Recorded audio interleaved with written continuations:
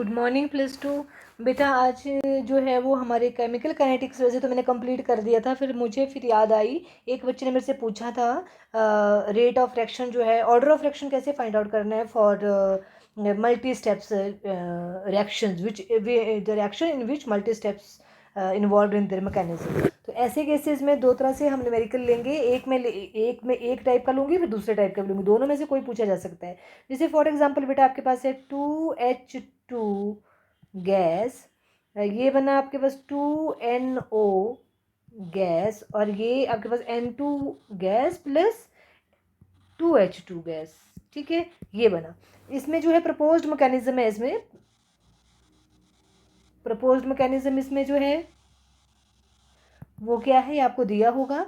Number 1 है 2NO gas, ये बना आपके पास, ये रिवर्सिबल रिएक्शन है। N2O2 गैस, दूसरा जो है वो है N2O2 gas plus H2 gas, ये बना आपके पास nitric oxide gas plus H2O gas. Okay, ये H2 गैस है। फिर थर्ड आपके पास है N2O nitrous oxide plus H2 gas, ये बना आपके पास N2 gas plus H2O gas. Okay, ये प्रपोज्ड मैकेनिज्म है। और इसमें बोला कि सेकंड स्टेप, ये सारा क्वेश्चन है बेटा, if second step is rate determining step is rate determining step. तो पूछा क्या है, what is the molecularity, what is the molecularity of the reaction, दूसरा है ऑर्डर, थर्ड है आपके पास रेट लॉ फॉर रिएक्शन। तो ये न्यूमेरिकल है बेटा।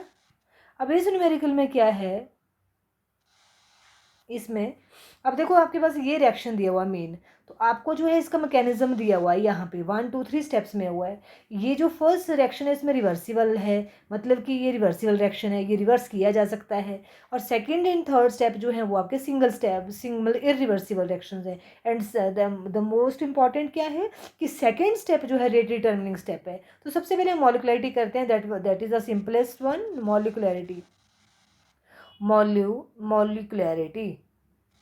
मॉलिक्युलैरिटी ऑफ रिएक्शन जो है वो बेटा हर स्टेप का आपको अगर याद होगा, जो कॉम्प्लेक्स रिएक्शंस हैं, कॉम्प्लेक्स रिएक्शंस हम किनको बोलते हैं, जिनका मैकेनिज्म जो है वो एक से ज़्यादा स्टेप्स में कंप्लीट होता हो, उनको हम कॉम्प्लेक्स रिएक्शंस बोलते हैं। क्या बोलते हैं उनको हम? कॉम्प्लेक्स रिएक्शंस बोलते हैं। तो यहाँ पे आपके पास 3 स्टेप्स में हो रहा है, तो हर और मैकेनिज्म के हर स्टेप को एलिमेंट्री स्टेप बोलते हैं। क्या है? फर्स्ट स्टेप भी एलिमेंट्री हुआ, सेकेंड भी एलिमेंट्री हुआ, थर्ड भी एलिमेंट्री हुआ। ओके, अब इसमें एक बात और है कि मॉलिक्युलैरिटी जो है वो हर एलिमेंट्री स्टेप की अपनी होगी, उसमें जो मतलब इंडिविजुअल होगी। तो जितनी स्पीसीज इसमें इन्वॉल्व होती है, उसमें कितनी स्पीसीज इन्वॉल्व है? 2।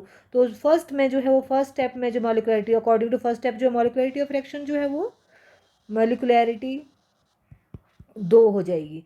सेकेंड में कितनी स्पीसीज है? एक ये है, एक ये है, तो ये भी कितनी हो गई सेकेंड स्टेप में? सेकेंड एलिमेंट्री स्टेप में भी मॉलिक्युलैरिटी जो है 2 है, और थर्ड में भी 2 स्पीसीज इन्वॉल्व है, तो थर्ड स्टेप में भी जो है वो थर्ड स्टेप की मॉलिक्युलैरिटी भी जो है वो 2 है। ठीक है, ये तो मॉलिक्युलैरिटी का हो गया। इसमें ओवरऑल रिएक्शन की मॉलिक्युलैरिटी नहीं होती है, unlike your order of reaction. अब हमने फाइंड आउट करना है ऑर्डर ऑफ रिएक्शन, क्योंकि इसमें बोला कि second step is the rate determining step. तो second step rate determining step है, इसका मतलब है ऑर्डर ऑफ रिएक्शन इसके अकॉर्डिंग हमने लिखना है रेट ऑफ रिएक्शन। ठीक है, तो रेट ऑफ रिएक्शन जो है इसके अकॉर्डिंग लिखते हैं, फिर order of reaction find out करेंगे। तो रेट ऑफ रिएक्शन जो है इसके लिए क्या हो जाएगा? Rate of reaction is equal to क्या? के इंटू ये आ गया आपके पास स्पेसिफिक रेट कांस्टेंट, जिसको वेलोसिटी कांस्टेंट भी बोलते हैं, N2O2, और शायद इसमें और क्या है, दिस सेकंड में N2O2 है और H2 है।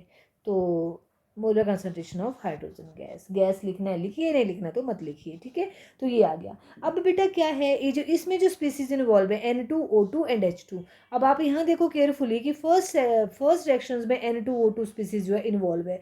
इसका मतलब है, और ये रिवर्सिबल रिएक्शन है। अगर रिवर्सिबल रिएक्शन नहीं होते, जो ये आपके जो तीनों स्टेप्स हैं इनमें कोई भी रिवर्सिबल रिएक्शन नहीं होता, तो हम सिंपली जो है रेट इक्वेशन हमारे पास ये होती है रेट ऑफ रिएक्शन की, और हमारे पास ऑर्डर ऑफ रिएक्शन जो है 2 होता है, क्योंकि एक जो है N2O के ऊपर भी पावर 1 है और H2 के ऊपर भी पावर 1 है। तो रिएक्शन रेट क्या होता है आपका, ऑर्डर ऑफ रिएक्शन क्या होता है 2। बट हेयर इज प्रॉब्लम क्या, कि आपके पास जो N2 है, N2O2 है, it is involve in reversible reactions, ठीक है। तो इसका मतलब है कि हमें जो है we have to consider the first mechanism of the reaction, that is your 2NO और गिव्स N2O2, है ना। तो इसमें आपके पास बेटा इससे हम इक्विलिब्रियम कांस्टेंट जो है निकालेंगे। तो इक्विलिब्रियम कांस्टेंट के बोलते हैं उसको, इक्विलिब्रियम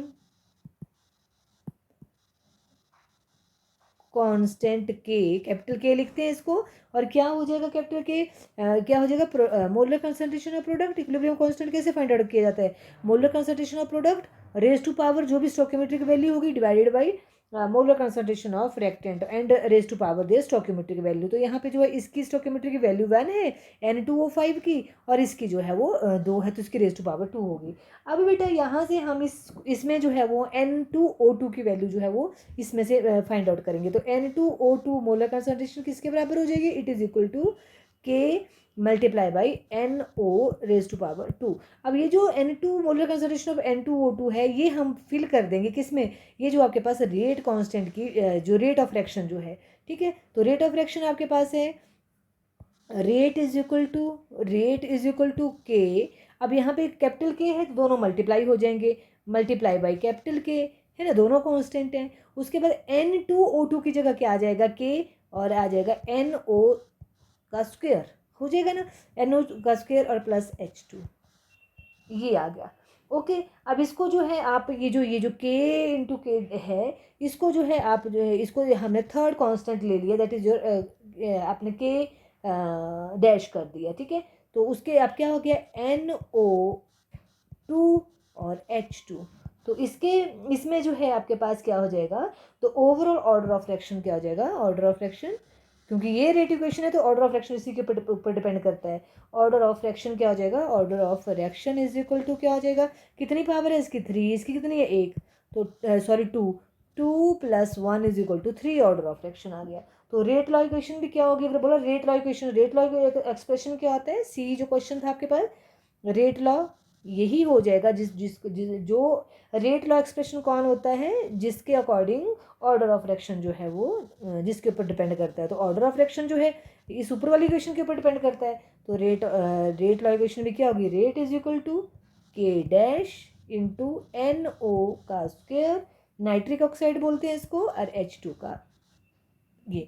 तो इस तरह से इक्वेशन लिखी बेटा, है ना। तो जब भी आपको ऐसे रिएक्शंस आए जिनमें ऐसा रिएक्शन आए जिसमें जो है वो आपके जो जो आपका जो है क्या नाम लेते हैं उसको, जो rate mechanism of the reactions में जो स्टेप है, जो रेट डिटर्मिनिंग स्टेप है, उसकी स्पीसीज जो है वो रिवर्सिबल रिएक्शन अगर है और उसमें इन्वॉल्व है, तो आपको उसकी वैल्यू फाइंड आउट करनी है फ्रॉम इक्विलिब्रियम कांस्टेंट से, और वो उसको पुट करना है रेट इक्वेशंस में जो आपने यहाँ बनाई है। इससे हम ऑर्डर ऑफ रिएक्शन, आप देखो अगर हम इक्वेशन को देखते हैं तो इसका तो ऑर्डर ऑफ रिएक्शन जो है वो क्या है, मतलब 4 होना चाहिए, 2 यहाँ पे हैं 2 यहाँ पे हैं, 4 होना चाहिए, बट इसका ऑर्डर ऑफ रिएक्शन जो है बिल्कुल डिफरेंटली अपीयर हुआ, है ना। तो ये आ गया आपके पास, ऑर्डर ऑफ रिएक्शन जो है 3 आ गया, और ये जो आपके पास जो है वो 1 आ गया, राइट।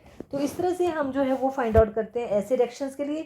इसी तरह से आपके पास बेटा एक और रिएक्शन है जिसको आपने खुद करना है, क्या है वो, ये भी मैं आपको देती हूँ ताकि आपको जो है वो मतलब इसको आपको प्रैक्टिस हो जाए। This is the reaction 2NO, इसको 2NO gas plus O2 gas, okay. तो ये बना आपके पास 2NO2 गैस, ये बना। अब इसमें जो है वो मैकेनिज्म जो है रिएक्शन का, जो मैकेनिज्म है इसमें प्रपोज्ड मैकेनिज्म जो है ये आपको गिवन है। तो मैकेनिज्म जो है वो है NO प्लस O2, ये बना आपके पास। अब ये रिवर्सिबल रिएक्शन है, ठीक है। तो ये बना आपके पास NO3, this reaction is fast. अब यहाँ पे मैं ऐसे लिख दिया है फास्ट, ठीक है। और अगला आपके पास है NO3 प्लस NO, और इसमें जो है वो ये बना NO2 प्लस NO2। ये रिएक्शन जो है स्लो है। तो इसका मतलब क्या हुआ कि रेट डिटरमिनिंग स्टेप आपका कौन सा हुआ, सेकंड स्टेप हुआ। कौन सा हुआ, सेकंड स्टेप हुआ, ठीक है। अब इसमें से आपने जो है वो order of reaction find out करना है, मॉलिक्युलरिटी फाइंड आउट करनी है। क्या क्या फाइंड आउट करना है, मॉलिक्युलरिटी फाइंड आउट करनी है। नंबर 2 आपने order of reaction find out करना है। और नंबर 3 आपने इसमें जो है वो रेट लॉ एक्सप्रेशन देना है। रेट लॉ एक्सप्रेशन कौन होता है, जो एक्चुअली जिसमें स्पीसीज जो इन्वॉल्व होती हैं इन केमिकल रिएक्शन। तो ये रिएक्शन जो है आपके लिए। अब मैं दूसरा रिएक्शन जो है वो दूसरा न्यूमेरिकल जो है मैं वो करती हूँ, जिसमें आपके पास सिंपली है मल्टी स्टेप या स्टेप रिएक्शन है, बट उसमें जो है वो रिवर्सिबल रिएक्शन नहीं है। तो उसमें कैसे करते हैं, जैसे फॉर एग्जांपल आपके पास जो है वो ये है रेट एक्सप्रेशन आपको दिया हुआ है 2NO2Cl, ये बना 2NO2 और ये बना आपके पास Cl2। ओके, अब इसके लिए जो है वो रेट आपको दिया हुआ है, rate is equal to KNO2Cl, ये दिया हुआ है। अब देखो इसमें तो 2 है तो यहाँ 2 होना चाहिए, पर ऐसा नहीं है, है ना। तो यहाँ पे तो सिर्फ यही है रेट। तो बोल रहे हैं प्रपोज्ड मैकेनिज्म जो है, पॉसिबल मैकेनिज्म जो है उसमें दिया हुआ है आपको क्या बोल रहा है, propose a possible mechanism for the above reaction. इसमें आपने खुद करना है बेटा, possible mechanism for above reaction, propose possible mechanism for the above reaction and give the order of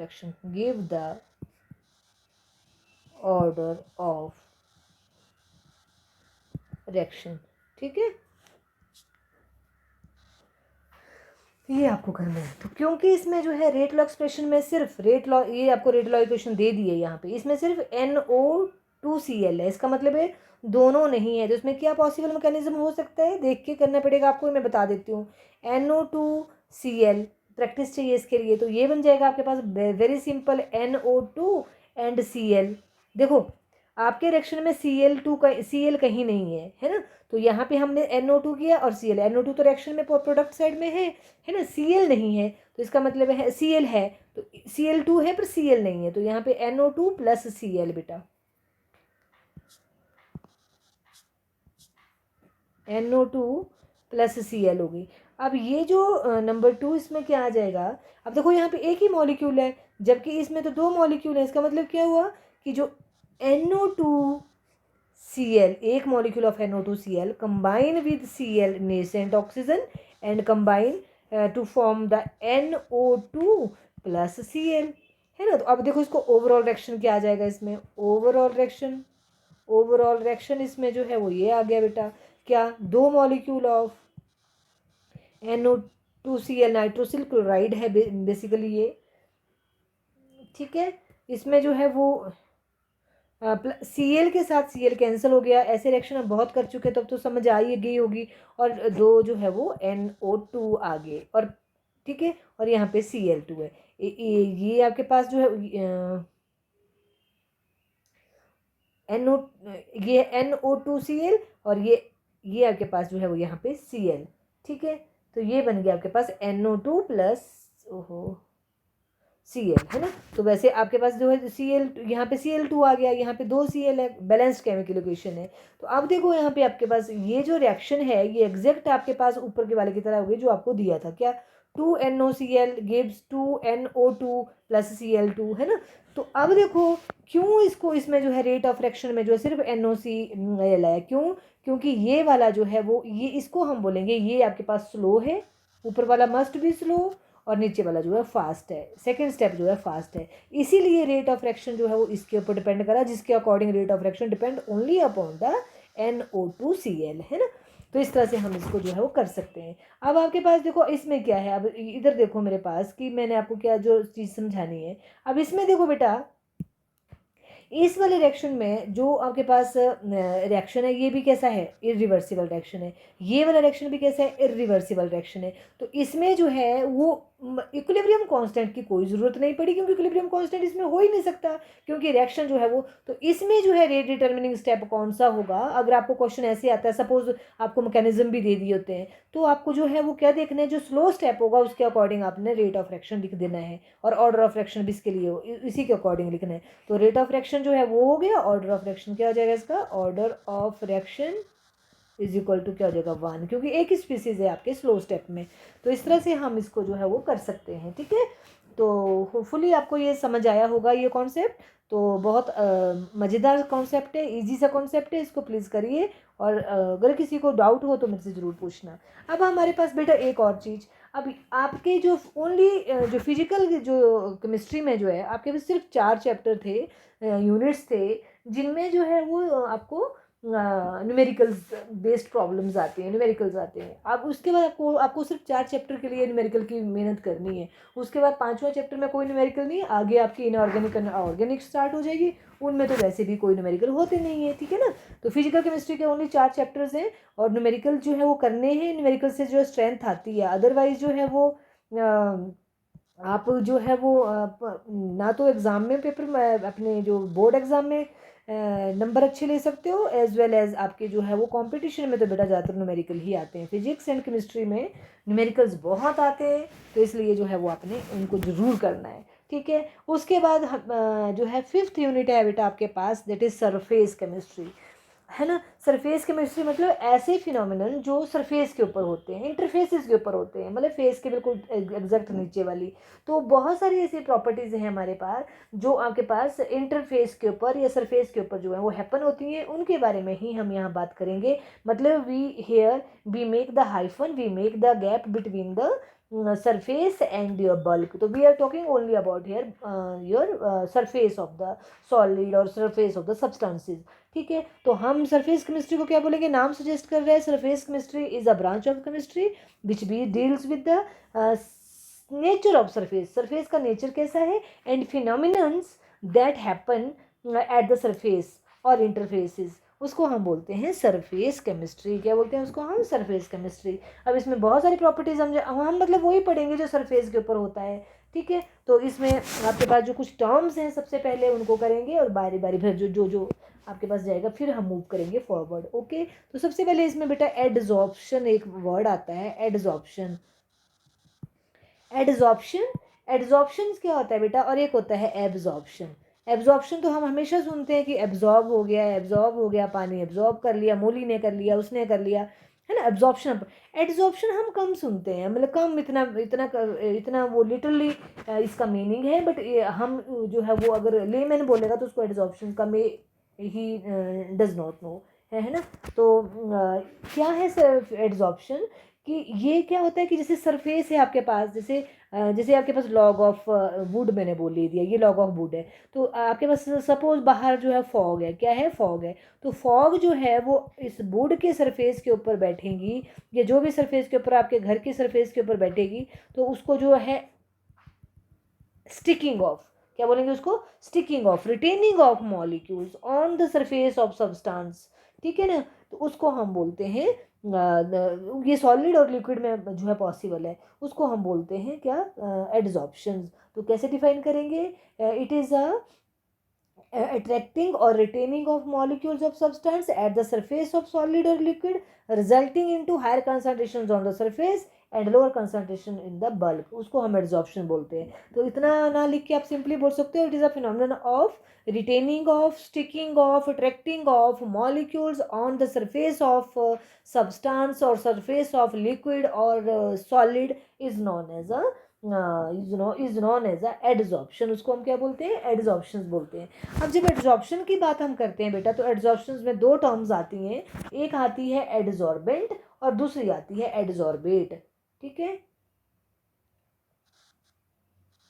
adsorbent और दूसरी आती है एडजॉर्बेट, एडजॉर्बेट। एड्जॉर्बेंट जो होती है सॉलिड सब्सटेंस होती है जिसके ऊपर जो है वो एड्जॉर्प्शन होनी है। जैसे ये आपके पास जो है, जैसे मैंने वुड का एक टुकड़ा लिया है, लॉग ऑफ वुड लिया है, इसको हम बोलेंगे ये एड्जॉर्बेंट है। ठीक है, क्या है ये? एड्जॉर्बेंट। तो हम बोलेंगे it is a solid surface on which this adsorption occur, उसको हम बोलते हैं एड्जॉर्बेंट। और जिसको जो है एड्जॉर्ब होना है उसको बोलते हैं एड्जॉर्बेंट एंड एड्जॉर्बेट। तो substances that get adsorbed on the solid surface, substances that get adsorbed, वो सब्सटेंस जो एड्जॉर्बेंट के ऊपर बैठेगी उसको हम बोलते हैं एड्जॉर्बेट। तो अगर हम इस पिक्चर की बात करेंगे तो ये वाला जो है वो एड्जॉर्बेट हो गया, एड्जॉर्बेट और एड्जॉर्बेट, है ना। और ये जो आपका लॉग ऑफ वुड है ये हो गया एड्जॉर्बेंट। तो याद रखना, ये बार बार आपको काम आएगा इस चैप्टर में। एड्जॉर्बेंट, एड्जॉर्बेट एंड एड्जॉर्बेंट आपको पता होना चाहिए। ठीक है, अब बेटा आपके पास है कि जो एड्जॉर्प्शंस है of gases on the surface of metal, अगर हम ऐसे बोलें कि गैसेस की एड्जॉर्प्शन करें हम सरफेस ऑफ मेटल में तो उसको बोलते हैं ऑक्लूजन। क्या बोलते हैं उसको? ऑक्लूजन। ये कुछ टर्म्स हैं जो आपको आने चाहिए।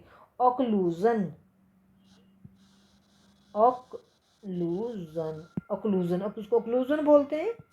ठीक है, तो ऑक्लूजन क्या होती है? Adsorptions of the gases on the surface of metal. Metal के ऊपर अगर कोई चीज़ एड्जॉर्ब कर रही है तो उसको हम बोल देते हैं, जैसे occlusion of hydrogen gas on the surface of your iron, surface of your copper, तो उसको हम बोलें ऑक्लूजन। ठीक है, तो अब कुछ एग्जांपल्स हैं जिनको मैं आपके डेली लाइफ के एग्जांपल्स देती हूँ जिससे आप जो है वो एड्जॉर्प्शन जो है वो इजीली समझ सकते हो। ठीक है ना।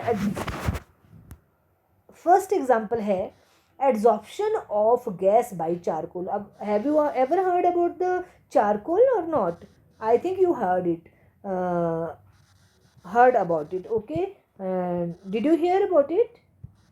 Gas by charcoal. चारकोल जो है बेटा ये डिफरेंट टाइप ऑफ चारकोल्स होती हैं। एनिमल चारकोल भी हो सकती है, ब्लड चारकोल भी होती है, वुड चारकोल भी होती है। चारकोल मतलब जस्ट लाइक कोला, कोयला जो होता है, कोल जो होता है आपका कोल की तरह होता है चारकोल। बट ये जो है वो ऐसे नहीं बनता कि जस्ट उसको हीट किया, हीट करने के बाद जो कोयला, ऐसे नहीं बनता चारकोल। ये under high pressure and temperature में बनता है। और ये जो आपके पास चारकोल होती है ये हाईली पोरस होती है। कैसी होती है?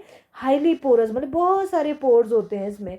और ये और कोयले से ज़्यादा जो है हाईली पोरस होती है। ठीक है, तो क्या है, जब आपके पास आपने बहुत सारी जो आपकी गैसेस हैं, जैसे जो पॉइजनस गैसेस है, दोज हु जैसे जो माइन में काम करने वाले लोग होते हैं उनको क्या करते हैं, वो ऐसा मास्क बना देते हैं जिसमें जो है चारकोल उसमें लगी होती है। तो वो क्या करते हैं, ऑल द गैसेस उसके ऊपर जो है वो एड्जॉर्ब हो जाएगी और that make the air free from the poisonous gases और अदर गैसेस, जैसे like your carbon monoxide is also quite prominent in your mines, phosgene gas can be there, and your other gases like your nitrogen gas, phosgene gas, and your carbon monoxide gas, carbon dioxide gas, and methane gas. These are the possibility of these gases in the mines. तो उनको करने के लिए जो है वो would charcoal का mask पहनते हैं। ठीक है, सिमिलरली जो है आपके पास बेटा जो क्या बोलते हैं उसको, जो जैसे कि आपके पास हम लेते हैं सिलिका जेल। अच्छा, सिलिका जेल बेटा आपने पता नहीं देखे हैं कि नहीं देखे हैं silica gel. Silica gel, have you ever bought the bottle, water bottle? आजकल तो सभी के पास वाटर बॉटल है ना, वाटर बॉटल। या आप शूज़ लेते हो, ठीक है, या आप शूज़ बाय करते हो या इलेक्ट्रिकल अप्लाइंसेस बाय करते हो, तो उसमें क्या देखा होगा आपने, ऐसी छोटी सी पोटली जैसी होती है, एक रखी होती है, बॉटल के अंदर भी डाली होती है। वो उनको लिखा होता है, उनके ऊपर देखना कभी लिखा होता है सिलिका जेल क्रिस्टल। क्या लिखा होता है उनके ऊपर? Silica gel crystal, silica gel crystal लिखा जाता है उनको। ठीक है, वो जो है ऐसे छोटे छोटे छोटे छोटे छोटे छोटे होते हैं। वो उनमें क्या होता है कि वो एड्जॉर्ब करते हैं। क्या करते हैं? वो एड्जॉर्ब कर लेते हैं। मतलब बॉटल के अंदर जैसे मॉइस्चर पड़ा जाएगा, है ना, मॉइस्चर चला जाता है, जैसे आपने खोल ली बॉटल, या आपको स्टोर करनी है bottle, whenever you have to you don't need to use that bottle, तो ऑलवेज कीप देम सेफली। जो सिलिका जेल के क्रिस्टल आपको मिलते हैं, don't throw them, keep them safely in your house, in your cupboards, and if you put them in cupboard, तो no matter आपकी जो cupboard है, it would be free from the moisture. Even you can put that in your small wardrobes and your drawers, anything, but don't throw them out, क्योंकि they are so important. They absorb the your water vapors from the air and make the environment free from the moisture, but not आपकी whole environment, but that I am talking about the bottle. जैसे bottle में आपके पास यहाँ पे crystal का jail crystal रखे हुए हैं, तो आपने बॉटल आपने यूज़ नहीं करनी है, तो उस वक्त क्या होगा, आपने बंद कर दी, अगर इसमें पानी रह गया तो आप जानते हो, यू नो दैट, कि जो आपकी जो बॉटल है that start giving stinking smell. But if you don't if you put the silica gel inside it, so if you open the bottle, it would be free from the foul smells. You can practically do it. Okay, तो इसलिए जो है वो adsorption के example आ गया. उसके बाद बेटा एड्जॉर्प्शन जो है वो डाई बाय चारकोल, इसमें चारकोल्स में भी काम आते हैं. जैसे मतलब जो आपने जो है वो adsorption of dye by charcoal, मतलब एड्जॉर्प्शन करनी है. इसमें देखो आपने देखा होगा, आपकी चीनी जो है, शुगर है वो कैसी होती है, बिल्कुल वाइट होती है ना. बट आपको पता है चीनी जो है वो शुगर केन से बनती है.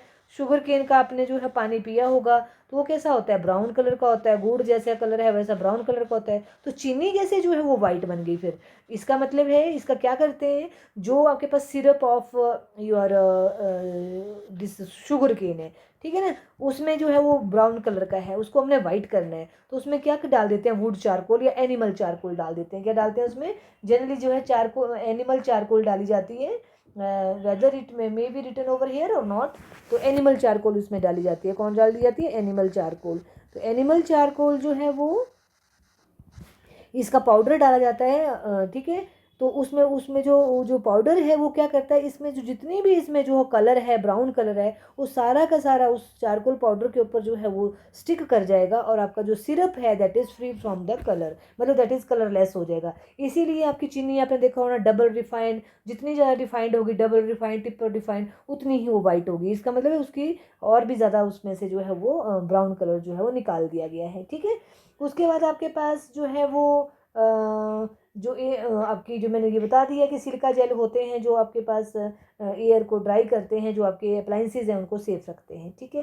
तो अब आपके पास आ गया एब्जॉर्प्शन एंड एड्जॉर्प्शन के बीच में डिफरेंस. तो एब्जॉर्प्शन तो हमने एड्जॉर्प्शन तो पढ़ ली, एब्जॉर्प्शन में हमने नहीं पढ़ी. तो एब्जॉर्प्शन जो है वो क्या होती है, it is a bulk phenomenon. क्या होता है, in which molecule of substance, मतलब इसमें क्या होगा, जो मॉलिक्यूल ऑफ सब्सटेंस है they are uniformly distributed in the body of the other substance. जैसे फॉर एग्जांपल आपने जो है वो, जैसे सपोज 1 ड्रॉप ऑफ इंक लिया आपने, इंक ले लिया 1 ड्रॉप ऑफ, और उसको एक ग्लास में डाल दिया. किस में डाल दिया, ग्लास में डाल दिया. तो क्या हो जाएगा, होल ग्लास जो है वो ब्लू कलर का हो जाएगा. अगर ब्लू इंक होगी, रेड इंक होगी तो रेड कलर का हो जाएगा, ठीक है. तो इसलिए जो है एड्जॉर्प्शन जो है कैसी है, uniform distribution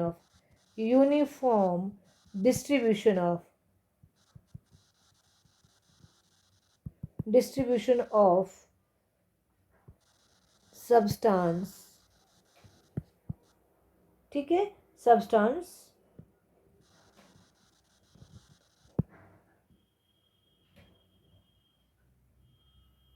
in the body of other substance, in the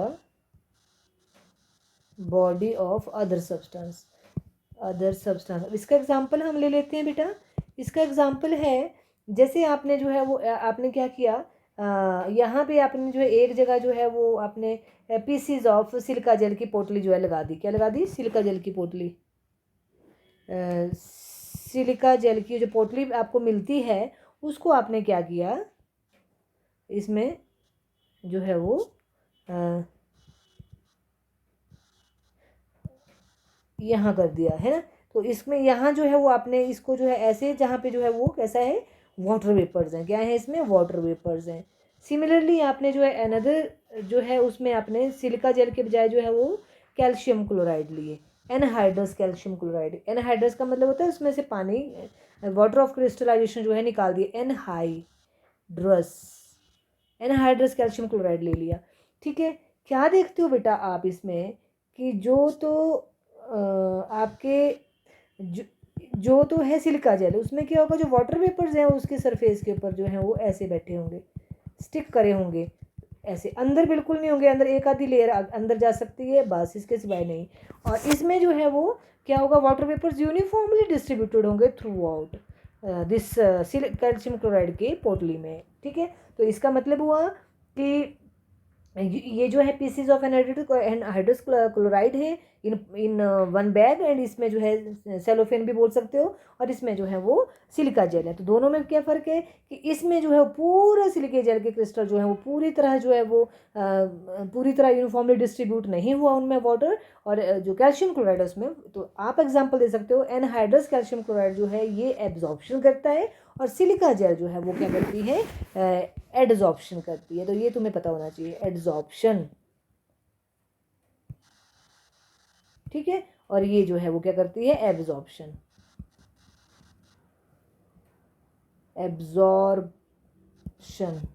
absorption करती है। ठीक है,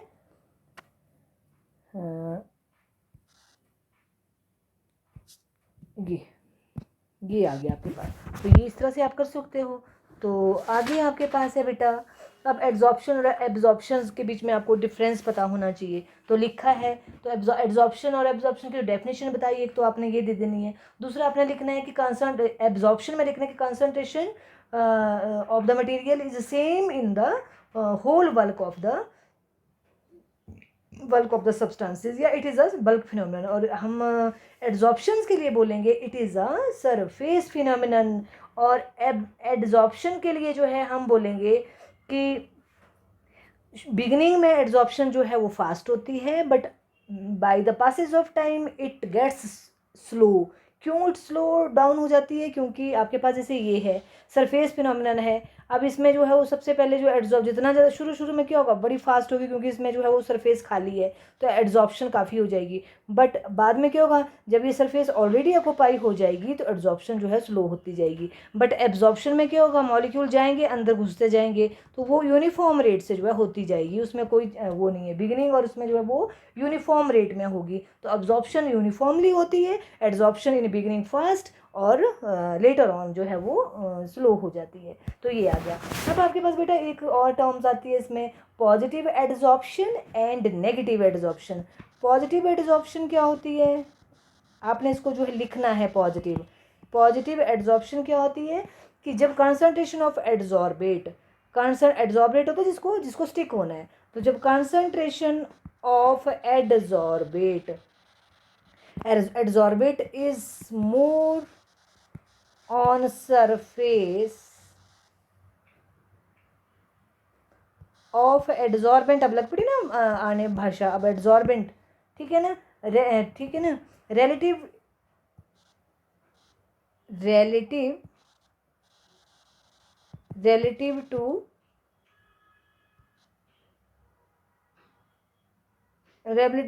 to its concentration in bulk। Bulk में तो वैसे ही कम होती है, but it is there, it happen there, तो आपके पास बल्क में बहुत कम होगी और उसमें जो है ज़्यादा होगी। ठीक है, और इसका एग्जांपल आप दे सकते हो कि जब आपने कंसनट्रेटेड पोटाशियम क्लोराइड को जो है वो उसको शेक किया विद ब्लड चारकोल के ऊपर ब्लड चारकोल, तो इसमें जो क्या है, जो KCl है वो ब्लड चारकोल में सरफेस के ऊपर जो है वो ज़्यादा है और बल्क में बहुत कम है। ठीक है ना, और नेगेटिव में क्या होगा, बिल्कुल इसका उल्टी डेफिनेशन हो जाएगी, concentration of adsorbate is less on the surface of adsorbent relative to the concentration in bulk, मतलब बल्क में ज़्यादा हो जाएंगी और सरफेस पे कम होगी, तो उसको हम नेगेटिव एड्जॉर्प्शन भी बोल देते हैं। ठीक है, तो इसमें जो एग्जांपल लेंगे, यहाँ कंसंट्रेटेड KCl है, उसको जो हम डाइल्यूट KCl जिसको हम मिक्स कर देंगे विद ब्लड चारकोल, तो ये एग्जांपल आपके पास है बेटा। ठीक है, तो यहाँ से यहाँ तक आपके पास क्या हो गई, ये एड्जॉर्प्शन की कुछ टर्म्स हैं, टाइप्स ऑफ एड्जॉर्प्शन, एब्जॉर्प्शन के बीच में हमने पढ़ लिया। अब हम पढ़ेंगे टाइप्स ऑफ एड्जॉर्प्शन, एड्जॉर्प्शंस की टाइप बेटा। तो टाइप्स ऑफ एड्जॉर्प्शन जो है वो, type of adsorption quite important. इस चैप्टर में से छोटे छोटे क्वेश्चंस आते हैं बेटा, एक एक दो दो नंबर के, ठीक है। तो उसी तरह से तैयारी करनी है आपने। तो हमारे पास जो दो तरह की एड्जॉर्प्शंस होती हैं, एक होती है फिजिकल एड्जॉर्प्शन, फिजिकल एड्जॉर्प्शन, और दूसरी है आपके पास केमिकल एड्जॉर्प्शन, केमिकल एड्जॉर्प्शन, ठीक है। अब इसके बाद हम जो है वो सबसे पहले जो है हम करते हैं फिजिकल एड्जॉर्प्शन। किसको करेंगे सबसे पहले? फिजिकल एड्जॉर्प्शन को। पहला पॉइंट हम फिजिकल एड्जॉर्प्शन की बात करते हैं। फिजिकल एड्जॉर्प्शन के जैसे नाम सजेस्ट कर रहा है कि इसमें क्या होता है कि जो एड्जॉर्बेट है, एड्जॉर्बेट और एंड एड्जॉर्बेंट, एड्जॉर्बेंट, तो मतलब एड्जॉर्बेट को इसके साथ जो है वो इसके ऊपर स्टिक होना है। तो ये जो एड्जॉर्बेट है, ये एड्जॉर्बेंट पे जो है वो बहुत ही वीक, मतलब एड्जॉर्बेट जो है it is held together by adsorbent by weak van der Waals forces. मतलब एड्जॉर्बेट को एड्जॉर्बेंट के ऊपर जो स्टिक करना है तो क्या है, बहुत ही वीक वंडरवॉल फोर्सेस के साथ होता है, जिनको हम वंडरवॉल फोर्सेस बोलते हैं। तो ऐसी एड्जॉर्प्शन को हम फिजिकल एड्जॉर्प्शन बोलते हैं, ठीक है। तो क्या बोलेंगे हम?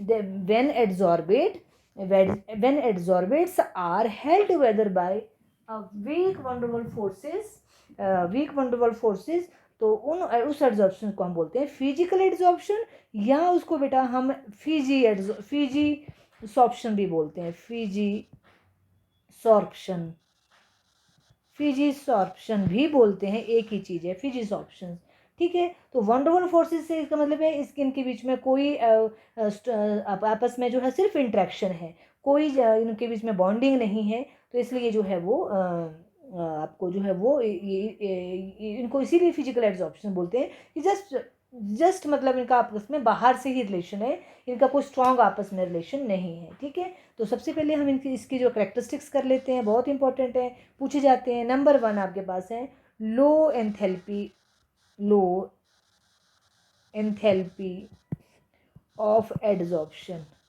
एड्जॉर्प्शन मतलब क्या कि जब आपके पास फिजिकल एड्जॉर्प्शन होती है और उसको हमने जो है वो रिवर्स करना है, तो उसमें जो आपके पास जो force of attraction between adsorbate and adsorbent, adsorbate and adsorbent के बीच में जो है बहुत ही वीक वंडरवॉल फोर्सेस होती है। उसकी जो है वो जो नेचुरली इसको तोड़ने के लिए जो है हमें कम एंथैल्पी चाहिए होती है, ठीक है। तो इसकी जो है वो लो एंथैल्पी ऑफ एड्जॉर्प्शन है, जिसको बोलते हैं 22, बहुत ही कम 22 to 40 किलो जॉल्स पर मोल, ये इसकी जो है वो है, ठीक है। तो दूसरी आपके पास नंबर 2 है रिवर्सिबल नेचर। जो फिजिज ऑप्शंस है ये रिवर्सिबल इन नेचर है, reversible in nature, reversible in nature है। सॉरी, मतलब क्या हुआ इसका? इसका मतलब ये हुआ कि आपके पास जैसे सॉलिड के ऊपर जो है वो, सॉलिड के ऊपर जो है वो गैस, गैस आपके पास एड्जॉर्बेट है, एड्जॉर्बेट है, और सॉलिड आपके पास जो है वो एड्जॉर्बेंट है, एड्जॉर्बेंट है ना। तो ये जो है रिवर्सिबल है, क्योंकि ये गैस और सॉलिड आप इसमें हुए सॉलिड, है ना। तो जब ये देखो, अब गैस को सॉलिड के ऊपर जो है एड्जॉर्ब होना है, इसका मतलब है गैसेज जो है, जैसे ये मैंने यहाँ पे ऐसे बना दिया, इधर आपके पास ये गैसेज हैं, इनको इस पे ऊपर एड्जॉर्ब होना है। तो क्या होगा, इनकी एनर्जी हाई है, कैसी है? हाई एनर्जी है, हाई एनर्जी है। तो जब इनको नीचे इसके ऊपर एड्जॉर्ब होना है तो अपनी एनर्जी को क्या करेगा? लूज करेगा, लूज करेगा ना, अपनी एनर्जी को लूज करेगा। इसका मतलब है ये आपके पास क्या बोलते हैं उसको, जब हम इसके ऊपर जो है वो लो टेम्परेचर पे जो है ये क्या करेगी? एड्जॉर्ब हो जाएगी गैसेस सॉलिड पे। पर अगर हम टेम्परेचर थोड़ा सा हाई करते हैं तो क्या होगा? फिर से एनर्जी लेके जो है वो गैस में कन्वर्ट हो जाएगा। तो according to Le Chatelier principle, आपने +1 में पढ़ा होगा, ली चैटलियर प्रिंसिपल, इस प्रिंसिपल के अकॉर्डिंग जो है हमने ये काम करना है, ठीक है। मतलब इसमें ये होता है कि आपके पास इसकी एनर्जी थी, इसके पास हाई एनर्जी थी, एड्जॉर्ब हुआ, बट एट लो टेम्परेचर ये क्या करेगा, एड्जॉर्ब कर जाएगा, और एट हाई टेम्परेचर पे ये कर जाएगा, डिजॉर्ब कर जाएगा, ठीक है। यहाँ पे मैंने टेम्परेचर का भी साथ ही बता दिया, तो मतलब इसको रिवर्स किया जा सकता है। यहाँ पे तो सिंपली इतना बोला जा सकता था कि इसको रिवर्स किया जा सकता है बाय इंक्रीजिंग द टेम्परेचर, मतलब एब्जॉर्प्शन हो रही है, उसको डिजॉर्ब किया जा सकता है by increasing the temperature. Similarly आपके पास थर्ड पॉइंट है इफेक्ट ऑफ टेम्परेचर। अब इफेक्ट ऑफ टेम्परेचर बेटा आपको पता है, जो मैंने अभी बताया आपके पास इफेक्ट ऑफ टेम्परेचर, ये चीज़ मैंने ऊपर भी बता दी क्या, कि आपके पास गैसेज हैं, उनको एड्जॉर्ब होना है, तो उनका क्या है, वो एनर्जी लूज़ करती हैं, तो वो एड्जॉर्ब करेगी यहाँ पे, है ना। बट जब एनर्जी जो है वो हम हाई करते हैं, तो क्या मतलब टेम्परेचर हाई करते हैं तो फिर से एनर्जी लेंगे तो वो डिजॉर्ब हो जाएगी। तो हाई टेम्परेचर पे मतलब आपके पास जो फिजिकल एड्जॉर्प्शन है, it occur at low temperature, occur at low temperature पे फेवरेबल है, ठीक है। तो ये हमें पता होना चाहिए। तो उसके बाद आपके पास है बेटा नंबर फोर्थ पॉइंट है आपके पास लैक ऑफ स्पेसिफिसिटी। स्पेसिफिसिटी होता है कि प्रॉपर जगह पे जो है, मतलब कि किसी पर्टिकुलर सब्सटेंस के ऊपर या किसी पर्टिकुलर सॉलिड के ऊपर ही आपने ये जो है गैस को जो है एड्जॉर्ब होना है, ऐसा नहीं है, क्योंकि इसमें जो है कोई बॉन्डिंग नहीं होती है, कोई प्रॉपर बॉन्ड नहीं बनते, सिर्फ स्टिक होना है। तो इसमें जो है ये कोई स्पेसिफिक इन नेचर नहीं है। All gases, all kind of gases जो हैं, ऑल काइंड ऑफ गैसेज जो हैं, वो kind of gases can adsorb can adsorb on any surface, ये भी आपके पास हो गया, ठीक है। उसके बाद है आपके पास बेटा नंबर 5 है नेचर ऑफ एड्जॉर्बिट। तो नेचर ऑफ एड्जॉर्बिट, अब आपके पास नेचर ऑफ एड्जॉर्बिट मतलब क्या, कि आपकी जो गैसेज हैं वो किस तरह की होनी चाहिए। अब सभी गैसेज सेम रेट से एड्जॉर्ब नहीं होती हैं। जैसे आपके पास वाटर वेपर जो हैं, they are highly adsorbed on the surface as compare to H2 gas और O2 गैस। इसके लिए क्या है, दोज गैसेज जिनका पिछले साल पढ़ा है आपने, क्रिटिकल टेम्परेचर जो है वो क्या होता है, हाई होता है। हाई क्रिटिकल टेम्परेचर जिनका हाई होता है वो ईजिली एड्जॉर्ब हो जाती हैं, एड्जॉर्ब्ड, ठीक है। कौन कौन सी जिनका क्रिटिकल टेम्परेचर हाई होता है, H2O, कार्बन डाइऑक्साइड, अमोनिया, है ना, इस तरह से इन गैसेस का जो ईजिली। और जिनका क्रिटिकल टेम्परेचर जो लो होता है, क्रिटिकल टेम्परेचर में मैं टी क्रिटिकली लिखूंगी लो, उनकी एड्जॉर्प्शन जो है वो ईजिली नहीं होती है, नॉट ईजिली एड्जॉर्ब्ड। ऐसी गैसेस कौन है आपके पास, H2 है, O2 है, नाइट्रोजन है, Cl2, ऐसी गैसेस जिनका जो है क्रिटिकल टेम्परेचर जो है वो लो होता है, वो एड्जॉर्ब नहीं होती हैं, ठीक है। क्योंकि जो आपके पास एट हाई, जिनका क्रिटिकल टेम्परेचर जो है वो हाई होता है, उनकी वन डोर फोर्सेस भी हाई होती हैं।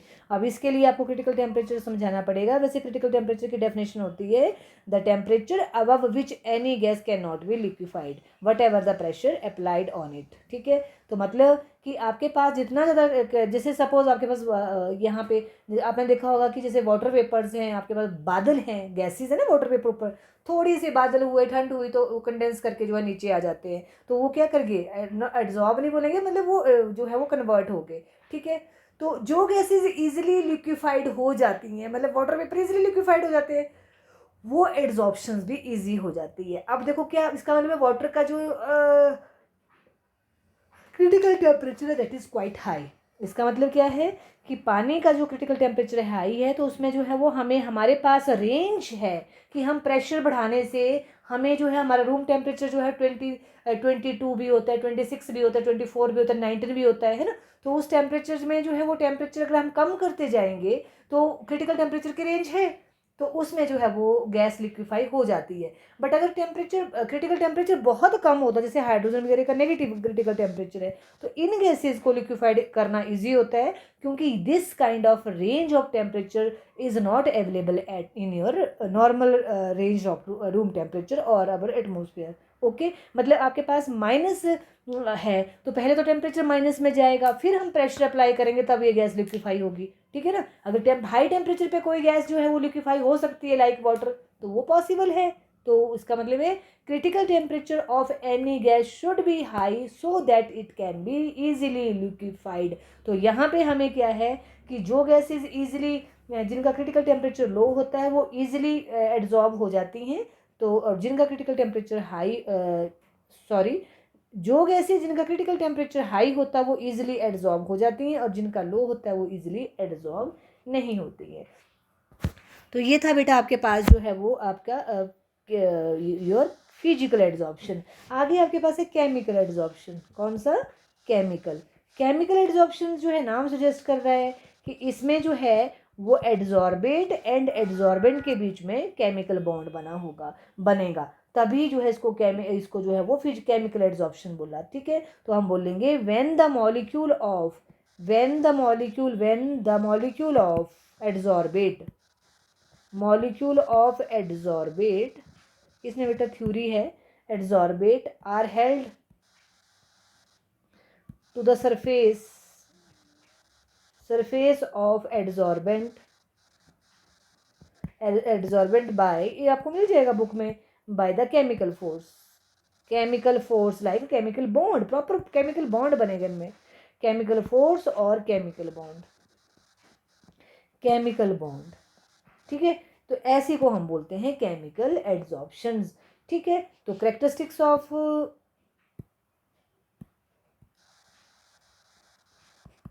कैरेक्टरिस्टिक्स किसके? फिजिकल एड्जॉर्प्शंस के, ठीक है। क्या क्या है? नंबर वन वही आ जाएगा एंथैल्पी ऑफ एड्जॉर्प्शन, क्योंकि इसमें केमिकल बॉन्ड बनता है तो इसको तोड़ने के लिए जो है वो इसकी जो एंथैल्पी ऑफ एड्जॉर्प्शन है that must be equal to the certain chemical bond के बराबर, है ना। तो इसमें जो है इसकी एंथैल्पी ऑफ एड्जॉर्प्शन जो है वो ranges from 80 to 240 kilo joules per मोल, इतनी इसकी जो एंथैल्पी ऑफ एड्जॉर्प्शन है। मतलब क्या कि अगर आपके पास एड्जॉर्बेट और एड्जॉर्बेंट को जो है वो सेपरेट करना है, एड्जॉर्बेट एंड एड्जॉर्बेंट को सेपरेट करना है, तो आपको इस रेंज से इस रेंज के ऊपर तक जो है 80 से 240 तक जो है हीट देनी पड़ेगी, तब वो सेपरेट होंगे। तो it is a quite high energy जिससे, है ना। तो इसलिए जो है वो ये आपके पास जो है वो ये केमिकल बॉन्ड से बने होते ये वाली जो है वो केमिकल एड्जॉर्प्शन, ठीक है। उसके बाद आपके पास है इरिवर्सिबल इन नेचर। अब इरिवर्सिबल इन नेचर ऑब्वियसली होगी, क्योंकि इसमें जो है वो unlike your physical adsorption it is irreversible in nature, क्योंकि इसमें क्या है, there is a involvement of chemical bond formation. तो केमिकल बॉन्ड को तोड़ने के लिए तो टूटेगा पहले, तो अपने आप वो रिवर्सिबल नहीं होगा, ठीक है। स्ट्रॉन्ग बॉन्ड होता है। इफेक्ट ऑफ टेम्परेचर, अब इफेक्ट ऑफ टेम्परेचर जो है वो क्या होगा, तो इसमें जो है वो पहले जो है एड्जॉर्प्शन इंक्रीज करेगी एट सर्टन एक्सटेंट, एंड उसके बाद जो है डिक्रीज कर जाएगी रेगुलरली। तो इसका ग्राफ आगे शायद आएगा। पहले आपके पास जो है वो इधर को टेम्परेचर ले लेते हैं, इधर को जो है एड्जॉर्प्शन ले लेते हैं, तो ये ऐसे आएगी, ऐसे, ठीक है। तो मतलब पहले इंक्रीज करेगी एड्जॉर्प्शन, फिर उसके बाद जो है रेगुलरली डिक्रीज करेगी। तो ये इसमें ऐसा क्यों होता है? पहले जो है वो आपके पास टेम्परेचर के इंक्रीज होने से एड्जॉर्प्शन इंक्रीज हुई, तो टेम्परेचर के इंक्रीज होने से पहले क्या होगा, आपके पास उनके जो है certain adsorbent require energy to break their old bond and formation of new bonds. तो वो चाहिए, तो उसके लिए जो शुरू में जो है वो एड्जॉर्प्शन इंक्रीज करेगी, और टेम्परेचर के बढ़ने से once the chemical bond formed, तो उसके बाद अगर हम टेम्परेचर इंक्रीज करते हैं तो आपके पास बॉन्ड क्या करेंगे, टूटने शुरू हो जाएंगे। तो मतलब आपकी जो है वो एड्जॉर्प्शन जो है वो डीजॉर्प्शन में कन्वर्ट होने लग पड़ेगी, ठीक है। अगला आपके पास है फोर्थ, हाई सिलेक्टिविटी या हाईली सिलेक्टिविटी। इसकी सिलेक्टिविटी हाई है। क्यों है हाई? क्योंकि अगर कोई कंपाउंड केमिकली बॉन्ड बनाता है एड्जॉर्बेंट के साथ तो ही वो एड्जॉर्ब होगा, अदरवाइज नहीं, because adsorbent has to form the bond, chemical bond with the adsorbent. For example आपके पास ऑक्सीजन की बात करते हैं। ऑक्सीजन गैस जो है adsorbed on the metal by virtue of formation of oxide, मतलब ऑक्सीजन जो है वो उसको प्रॉपर ऑक्साइड बनाएगी। तो इसलिए जो है वो उसमें जो है वो हर जिसके साथ ऑक्साइड नहीं बना सकती है उसके साथ ये जो है वो नहीं एड्जॉर्प्शन होगी। सिमिलरली हाइड्रोजन जो है ट्रांजिशन मेटल के ऊपर एड्जॉर्ब होती है due to formation of hydride. तो इसलिए जो है वो कैसी है, हाईली सिलेक्टिव है ये। फिफ्थ पॉइंट इसमें है बेटा state of adsorbed species.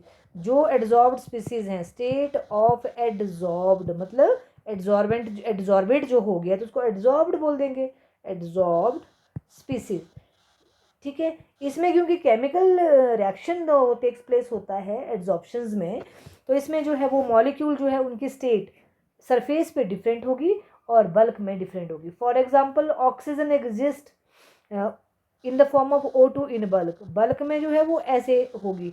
But अगर हम सरफेस की बात करेंगे तो ऑक्सीजन जो है अभी नए बॉन्ड बना रही है, पुराने टूट रही है, तो may be in the form of O2 negative, may be in the form of O, आपको ये भी मिल जाएंगे O नेगेटिव, O भी मिल जाएगा आपको, O2 2 नेगेटिव भी मिल जाएगा और O2 2 नेगेटिव भी मिल जाएगा और O2 नेगेटिव भी मिल जाएगा।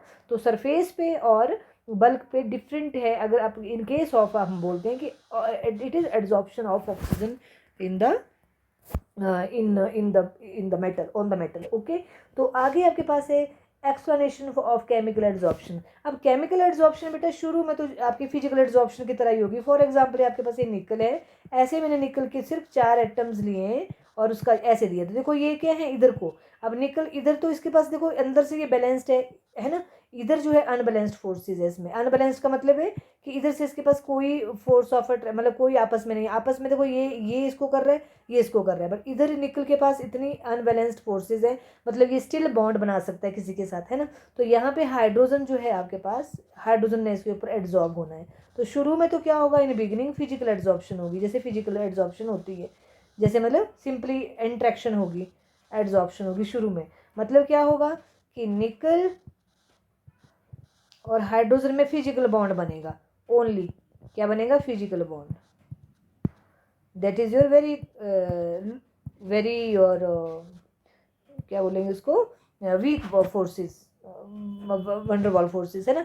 उसके बाद जब एक बार इसके इसकी इसकी इसके ऊपर जो है स्टिक कर गई ना, फिर then it start making bond with the metal surface, और वो उस वक्त उसको बोलेंगे हम, उसमें क्या होगी, केमिकल बॉन्ड बन गया। तो ये प्रॉपर केमिकल बॉन्ड इसमें जो है बन जाएगा और ये आपस में टूट जाएगा। ठीक है, तो इस तरह से इसकी जो है वो इस तरह से हम इसको बना सकते हैं। और ये अनबैलेंस फोर्सेस है, मतलब if you put the log of निकल in the environment of hydrogen gas, तो क्या होगा, ये क्या करेगा, इसमें ये अनबैलेंस फोर्सेस है, मतलब ये इसमें क्या है, इसमें बाहर से चीज़ को अट्रैक्ट करने के लिए जो है वो चांसेस है, मतलब फोर्स है। यहाँ पे इनका आपस में कोई बॉन्ड नहीं है, तो यहाँ पे जो है ये आधी है, तो ये मतलब समझ लो ये इसके पास इलेक्ट्रॉन फ्री हैं, तो वो क्या करेंगे, जो उसके सराउंडिंग में है उनको अपनी तरफ अट्रैक्ट करेगा टू मेक द बॉन्ड। तो इसीलिए इसको अनबैलेंस फोर्सेस बोलते हैं। तो इसमें जो है वो इसमें जो है वो पूरे नंबर ऑफ इलेक्ट्रॉन जो है इसमें पूरे नहीं है, completely not involve in chemical bonding, इसलिए जो है वो ये सराउंडिंग की स्पीसीज को जो अट्रैक्ट करेगा। First in the beginning it forms physical bond with the surrounding molecules whatever present in outside this, and after then it make the chemical bond। तो ये था आपके पास जो है वो your explanation for the chemical adsorption. इसके बाद बेटा हम जो है वो अब आपने जो है वो करना है क्या, physical adsorption and chemical adsorption के बीच में रिलेशन, और ये पेपर में आता है। एड्जॉर्प्शन एब्जॉर्प्शन में भी आ जाता है, फिजिकल एड्जॉर्प्शन और केमिकल एड्जॉर्प्शन में, तो दोनों के पॉइंट जैसे जैसे मैंने बोली। नंबर 1 यहाँ पे देखो मैं फिजिजॉर्प्शन लिख देती हूँ, फिजिजॉर्प्शन, इधर जो है वो केमिजॉर्प्शन लिख देते हैं, केमिजॉर्प्शन। ठीक है, और जब भी किसी ने जो है वो जब भी बेटा रिलेशनशिप जो है वो आपके डिफ्रेंशिएट करते हैं तो आमने सामने करते हैं, सेम पॉइंट को दूसरे में जो है वो उसके साथ क्रिटिसाइज करते हैं, मतलब उसको इनडिफरेंट करते हैं। जैसे इसमें फर्स्ट आ जाएगा आपके पास, इसमें वीक वंडरवॉल फोर्सेज होती हैं जो हमने पढ़ा, दूसरे में आ जाएगा स्ट्रॉन्ग केमिकल फोर्सेज होती हैं, और इसमें सेकंड आ जाएगा इसमें जो लो एंथैल्पी ऑफ एड्जॉर्प्शन है, दूसरा पॉइंट क्या आ जाएगा, लो एंथैल्पी ऑफ एड्जॉर्प्शन। जो पॉइंट हमने वहाँ पढ़े वो पॉइंट हमने यहाँ लिख देने हैं। Low enthalpy of adsorption 20 to 40 kilo joules per mole, और यहाँ पे 80 to 140 किलो जॉल्स पर मोल। ठीक है ना, ये आपको बुक में मिल जाएगा बेटा, यहाँ पे इससे देखने की जरूरत नहीं है। उसके बाद आपके पास रिवर्सिबल नेचर है फिजिकल जो एड्जॉर्प्शन कैसी है, रिवर्सिबल इन नेचर है। ये कैसी है? इरिवर्सिबल, ये रिवर्सिबल हो गई, रिवर्सिबल, ये इरिवर्सिबल है, ठीक है। फोर्थ पॉइंट है इसमें जो है वो क्या, कि इसमें adsorption depend upon the ease of liquefaction of the gases, मतलब जो गैसेज इजीली लिक्विफेबल होती हैं वो जो है वो एड्जॉर्ब हो जाती हैं, और जो नहीं होती, बट इसमें जो है there is a no correlation between the adsorption and ease of liquefaction of gases. ये जो है वो स्पेसिफिक नहीं होती हैं, नॉन स्पेसिफिक हैं, नॉन स्पेसिफिक इन नेचर। ये जो है हाईली स्पेसिफिक इन नेचर है, हाईली स्पेसिफिक इन नेचर। ये सारी आपको बुक में मिल जाएगा, ठीक है। तो पढ़ा तो हमने दी है, अब आपको डिफरेंशिएट। अब एक बात है कि फिजिकल एड्जॉर्प्शन जो है मल्टी लेयर्स होती है, ये पॉइंट हमने वहाँ नहीं किया, इसको हम कर लेते हैं। मल्टी लेयर क्यों होती है मल्टी लेयर? अब देखो इसमें जैसे ये लॉग ऑफ मेटल है, इसमें जो है वो सॉरी, कोई भी गैस जो है वो 2-3 लेयर तक जो है एड्जॉर्ब हो सकती है, क्योंकि इनके बीच में कोई बॉन्ड नहीं है। बट ये जो है मोनो लेयर, सिर्फ एक बार बॉन्ड बन गया तो ये इसके साथ बॉन्ड बन गया, जैसे हमने यहाँ पे निकल का हाइड्रोजन के साथ बॉन्ड बन गया, तो अब it is not free for the other gas to make the bond with it, okay. तो इसलिए जो है ये कैसी है, ये मोनोलेयर और ये मल्टी लेयर, ये लिखा है मैंने मल्टी लेयर है, ठीक है। इसी तरह आपके पास जो है वो rate of adsorption increase with increase in pressure, और यहाँ पे जो है rate of adsorption decrease with increase in pressure. Similarly temperature, rate of adsorption decrease with increase in temperature, और in case of chemical adsorption, rate of adsorption first increased with increase in temperature and then uniformly decrease with increase in temperature. तो इतना आप कीजिए, उसके बाद हम जो है वो होपफुली आपको समझ आया होगा। बेटा ये थ्योरी है, तो इसमें रिटर्न आपको इतना नहीं मिलेगा पीडीएफ में, और आपको जो है वो क्या करना है, इसको अच्छे से करना है, और इसमें जो है छोटे क्वेश्चंस को मतलब थॉरोली पढ़ना है। इसको थॉरोली नहीं पढ़ोगे तो you will not be able to give the answer in your exam. तो मेरी रिक्वेस्ट है कि इसको थॉरोली पढ़िए, आपकी बुक को पढ़िए, और उसके बाद जो है फिर आप जो है तभी आप जो है you will be able to give the answer, proper answer in 1 marks और 2 मार्क्स, ओके। तो होपफुली आपको ये समझ आया होगा। अब नेक्स्ट वीडियो लेक्चर्स में मिलते हैं इसके बाद।